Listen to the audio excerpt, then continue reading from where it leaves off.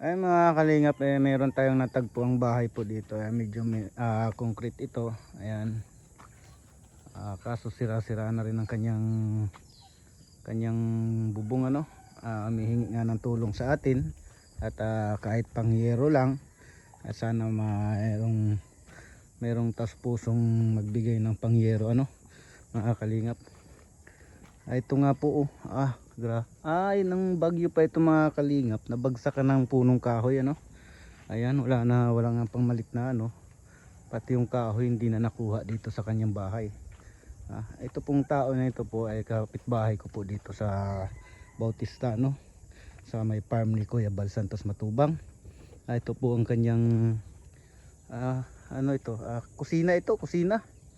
Ayan. Ayan po, tinutukuran na lang po niya ng ano mga kalingap ano. Ayan. Ayan, nabagsakan ng puno po ito nung bagyo. Ngayon po ay walang pang pamalityero ano sa mga kalingap. Ayan, kung sino mang taos pusong tumulong dito sa bahay na ito, lahat na ho ay ano na, palitan na ng yero po ano, kalingap. Ayan. May antay natin yung may-ari ano, yung may-ari. Okay. At may kunting tanungan tayo ano po mga kalingap.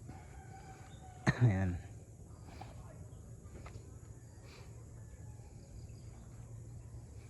Grabe, wala nang bubong yung ano, kusina niya. Ayan, wala nang bubong ang kanyang kusina. Ayan, bagsak na pati yung mga kahoy ano po mga kalingap po. Kung sino mang gustong tumulong ano po sa kanya. Ayan. Mamaya po abangan natin siya ano paglabas niya ng bahay at naliligo pa po siya. Ayan. Ayan po kanyang bintana, tinabunan, tinatabingan na lang po ng sako. Ayan. Ayan din niya po yung mga kahoy. Hindi na talaga mapalit-palitan na yan. At hirap din po sa buhay ano. Yun nga, ano lang siya magtatanim ng gulay. Ayan. Ayan mga kalingap ano. Kung sinong gustong tumulong, ayan, sana matulungan natin.